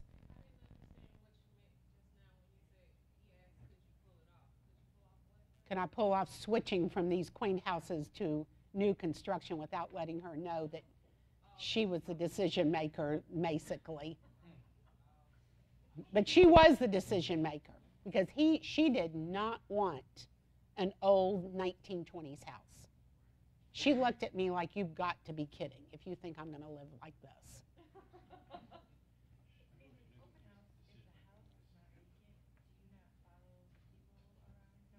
No, do not do that. I mean, you've told them to lock up your electricity. Their electricity. You've told them to lock up their jewelry and their stuff like that. No. Let me just say, it's the same thing as a realtor going in, showing when you're not there. So no, don't follow people around. Did you see what it did to her? And she had been with me for almost 2 hours, and she felt uncomfortable. Can you imagine somebody you don't even know? Ugh. I don't want people, especially in like a retail store, I will purposely, because I was in retail, I'm the worst person in the world to try to sell something to. What are you looking for today? Nothing. Are you going to an event? No. When I see it, I'll let you know and you'll get your commission. Just leave me alone. You know, but I'm bad. Also, let's not assume that every couple that walks in is married. Let's not assume anything. Don't assume that 2 guys walking in are just pals. They may be a couple, and you need to address that as a couple. The other thing you need to do is if you have a hard sign-in sheet and don't use the app, please do not make notes to yourself. I fired somebody. I literally kicked him off. I walked into my open house, and here was what was on this. Gay couple, guy in pink shirt was definitely the wife. Mixed couple, I think the white wife probably wants, and I'm going, and it was still out here. He was gone. I never used him again. In fact, I don't even know where he is. He was with Keller Williams. I've never been more appalled in my life. So please, guys, if you got to make mental notes, put it someplace else.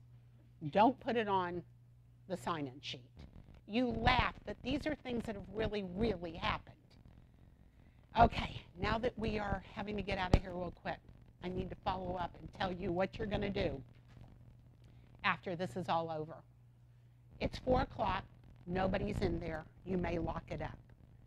Or it's 4 o'clock and you have tons of people still there.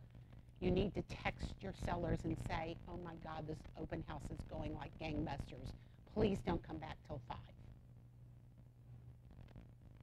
Be aware of that. There was an open house we did. It was pouring down rain. I told the client who took their 2 kids out, I said, well, I thought we'd sell this house in a day, obviously with this weather, and it turned bitterly cold. I said, we're not going to get many people.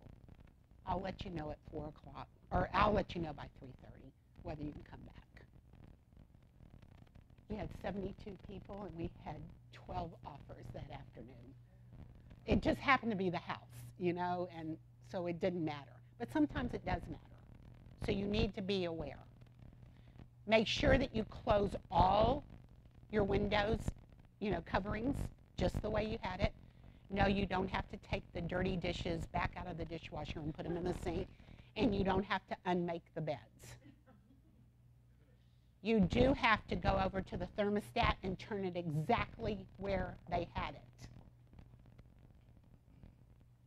So you need to get the house in somewhat order. It's embarrassing enough when they walk in and realize they left all the dishes in the sink and you put them in the dishwasher. You don't need to remind them of that. You don't need to put the mail in the drawer back out, but you need to turn all the lights off and get the house back to almost in the condition you found it in. You need to lock it up. Then you need to go and pick up your open house signs.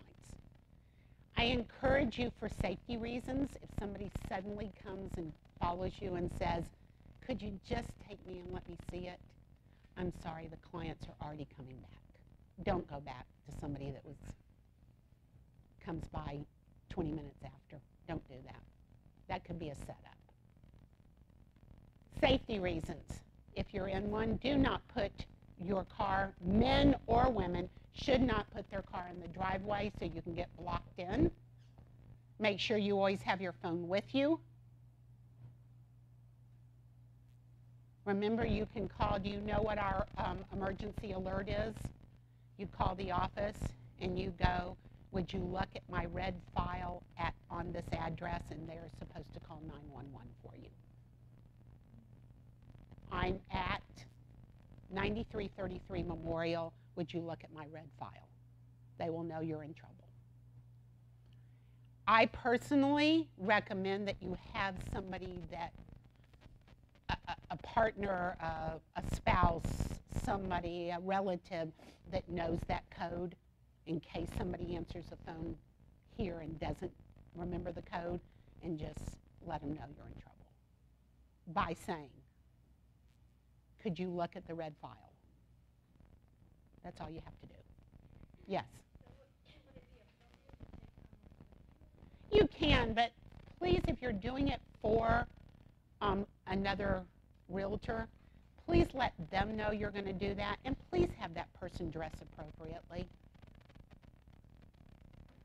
I have walked in where I've found husbands in shorts and flip-flops, and that's not the image I want from my listings, so please don't do that. Yes, you are more than welcome, but they cannot answer any questions, and they cannot talk about the house. Just say, I'm with her. They shouldn't have the TV football game on, or they shouldn't, they can read, they can do everything, but they shouldn't interact. Yes, ma'am?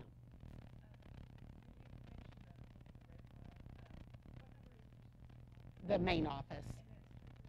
I think it would roll over to agent on call. So you're going to give them the address.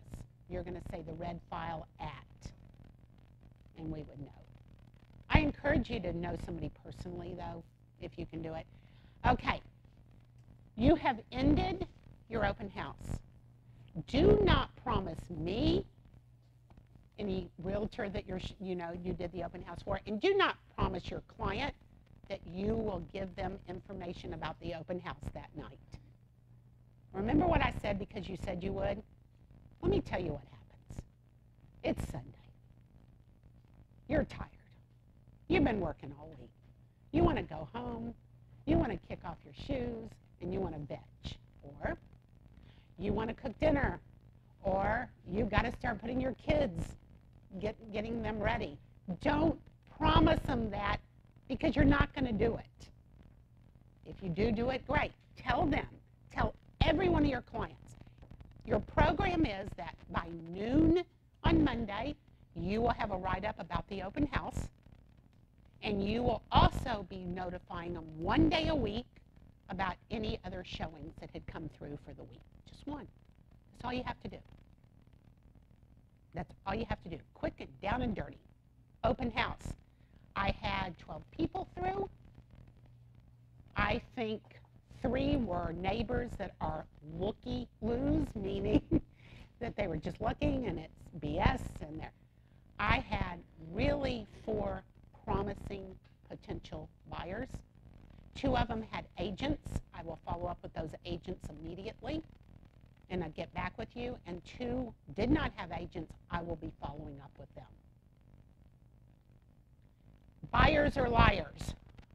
They want to boast. They want to say that they can do this. 90% of them can't. They're not really looking at a house, or I don't really have a realtor because they don't want you treating them any different. You're going to have that. You're going to have disappointments. Get over it. Get over it. You have written that to your clients on Monday. You are going to follow up, or you're going to report back to the agent you worked for Sunday and say, this is what happened. Amy and James were in the house. I think they're looking to buy immediately. The agent's name is Susan Smith at Greenwood King. I can look it up, find Susan Smith, and call her. Hey, did you know Amy and James came to my listing? God bless it. I told them I'd go show them. I guess they were out on their own. Hey, it sounds like it's the house they really want. Thank you, Sharon, so much. A, you're a hero because you protected the agent, and they appreciate that, and they'll work better with you. They'll work better with you. So make sure you make that phone call. Don't just follow up in an email. You can follow up in an email afterward, but don't. I also write for every time I have a showing. It's on centralized showing. You get a feedback. Whether the feedback was good, bad, no, or not interested in the house, I still write a thank you note saying thank you so much for showing my listing. Perhaps this listing will fit another one of your clients' needs. We're about to take a significant price drop on something because of some information I got. And I am calling every realtor that has shown this place in the past 6 weeks and let them know that we're looking at all offers. Because all of a sudden it may go ding, ding, ding, ding, ding. I forgot about this listing. This would be perfect. So remember that. Okay, guys, what other questions? I apologize profusely that I was unaware that we had 2 hours. So tell me what other questions you might have. Yes?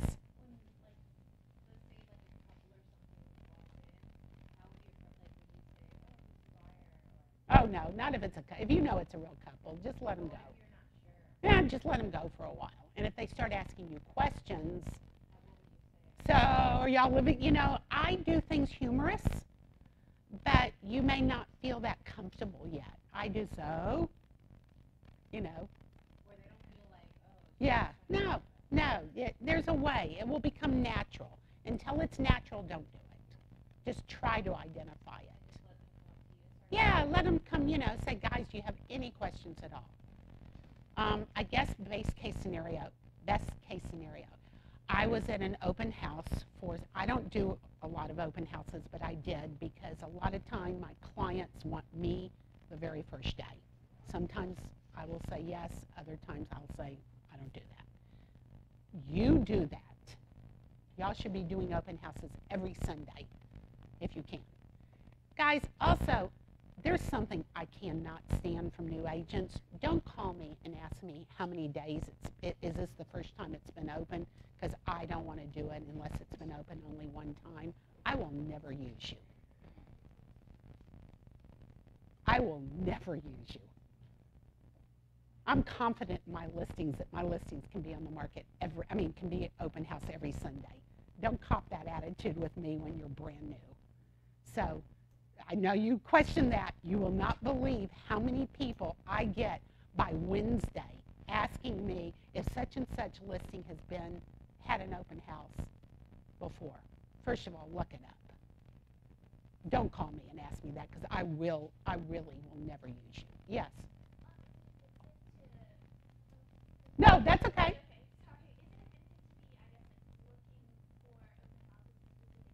Yes, it is. And let me tell you why, guys. I have been in this industry for a long time. There used to be a thing called farming. You would farm your certain area. Don't farm. Okay? You're going to hurt yourself by farming. My group does everything from Galveston all the way up to Conroe. If you don't know the area, learn the area if you can get a listing. Why? Don't box yourself in. It's so difficult. And how do you get money up front? Start doing rentals. Let me talk about that real quick. Do rentals. Mark, when the rent is up on the 10th month, call them up and go, are you tired of paying $1,800 a month and not getting any tax write-offs? Let's go find you a house. Let's get you approved. Oh, yeah, I do that all the time. I'll put somebody in on a rental, and month 10, I call them up. I put it on my phone to call Jared because his lease is up in 2 months. What are you going to do? I've already started talking to a kid that's about to get into law school. Yes, law school, yes. And the parents said they're just going to rent until they find out what law school he gets in. I've already called the parents because they're going to buy him something the minute if he gets in law school in Houston, which they want, they're going to buy him something. I know the lease is about to, when will Zach know whether he makes it into law school? It's not offensive. It's not, Nancy wrote me and said, we should know next week. Great. Let me know how I can help. Sharon, thank you so much because we have got to buy him something. We do not want to pay rent anymore. And, by the way, they're going to buy something because he's going to be in law school and they want to be able to come here. Gee, that's a shame. Yes.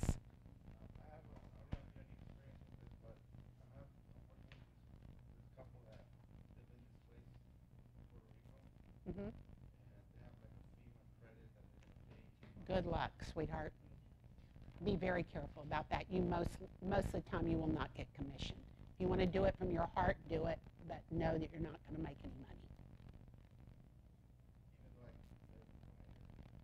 You what? Yeah, help them, but I won't take FEMA money on any of my leases because you don't know when that FEMA money is going to run out, and then yeah, I'm just saying be careful. Not saying you shouldn't do it, but be careful. Same as Section 8, be careful. When you go in to do a lease for an apartment, find out up front if they're going to pay you. It just took me, I know this sounds crazy, but believe it or not, I did a very expensive rental, which was $3,800, and I was getting $3,800.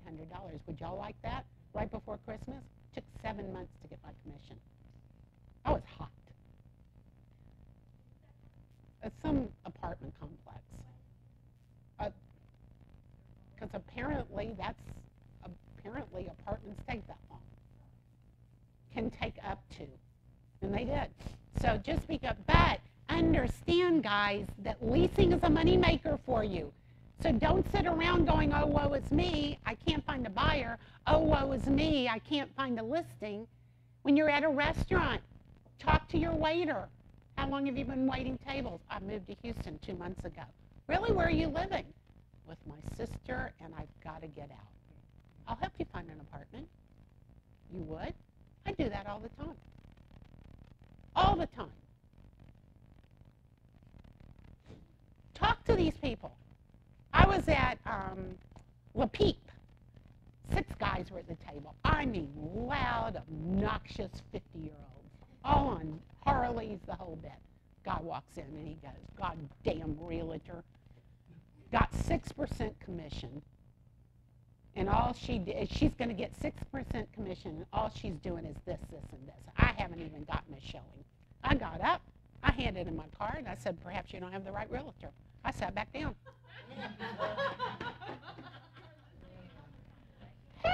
These guys were so friggin' loud, it didn't really matter. He called. I didn't want to work with him, but so what? Listen, be aware, pay attention. Networking doesn't always have to be normal networking.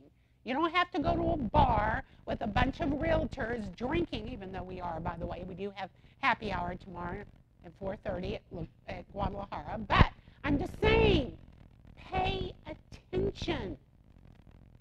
Ask questions. When you go in to pick up your normal, I get a B12 shot twice a month. I've talked to one of the nurses there. I said, how is everything? Was your home okay during Harvey? She goes, Sharon, it wasn't. I said, I'm so sorry, sweetheart. Anything I can help you with? Why? Oh, I'm in real estate. Anything you ever need, let me know. Thank you. She was so stunned that I said that to her. I'm selling them a house. But, I mean, and it was natural. It wasn't like, okay, I'm going to get a B12 shot and I'm going to pick up a client. You don't do that. Daniel's unbelievable, the young man you just met. Alan, my son, he has a Twitter account that has 1,700 and some odd followers. He gets radio, sports guys. He gets more you won't believe. Would you sell my mother's house? Would you sell my aunt's house? That's the way he works. I don't understand Twitter. I don't get it. I don't know how to do it, but he's successful at it. Facebook. I have a Facebook account for SSW, and I have my personal account. Sometimes I mix them. Sometimes I don't. But I do that, and I'll be happy to help you with that with a branding class, and it's 11 o'clock. Guys, I'm so sorry. This class is really a good class. I apologize profusely. I will sign everybody's sheet except one person, and you know who the person was. I won't embarrass you. Huh? Okay, would y'all, and I'm not joking about this, would y'all tell Tammy how disappointing it was that we had to shorten the class, and that can she add this? And maybe we could do it to where it's even the branding part of it. She doesn't know about the branding part, but would you say that to her, please? Sure, ma'am. I'd appreciate that.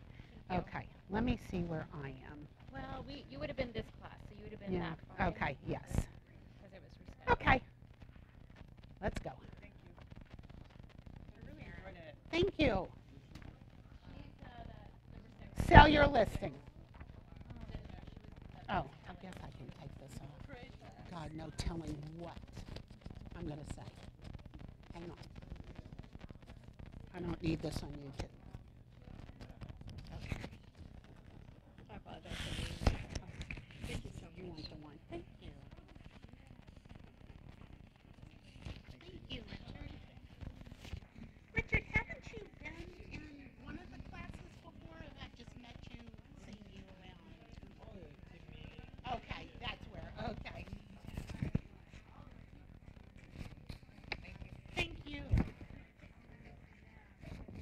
Thank you. Are you doing okay? Yeah. Yeah. Making it. Just wait. Early realtor stuff. Okay. If you need any help, make sure you reach out Do you post your open houses? all the time. I never see them. Oh, you mean post them on the internet? Intranet? We're asking people. Do you just pick people that you want to No. do your open house? So how do I do an open house? I was going to ask you the same thing. See me? You gotta come on Monday to see me. Because by today, I've got everybody Is your office on over here second on the second floor. floor? I'll be there Monday. Okay, baby.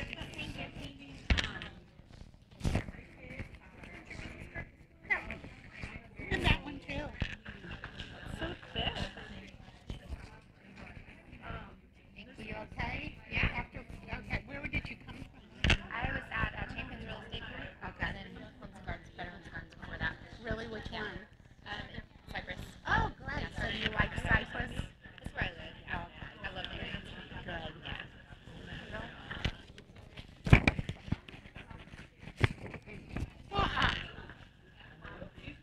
You know how late you were? Oh, no, you won't. That's right. Somebody else. He's not coming. Okay. Will you be getting any more glasses? I hope so. That's why I'm saying if you would tell Tammy that you want, please. It would be nice. Yes, hang on. I just want to put this. Hey, did anybody give me kudos for standing the entire time? I just realized that.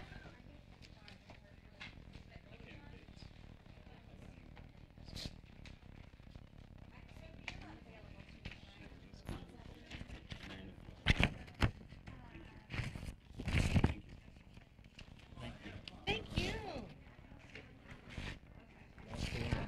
Yeah, there's a lot. I think this is supposed to be number 5. No, I'm No? six. You're Yeah. 6?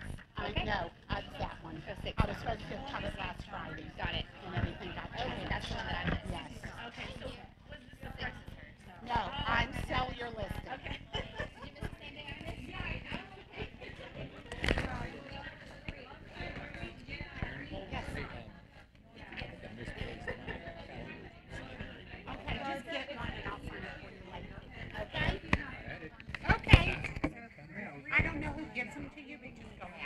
And I'll be happy to, I'm coming to the team meeting.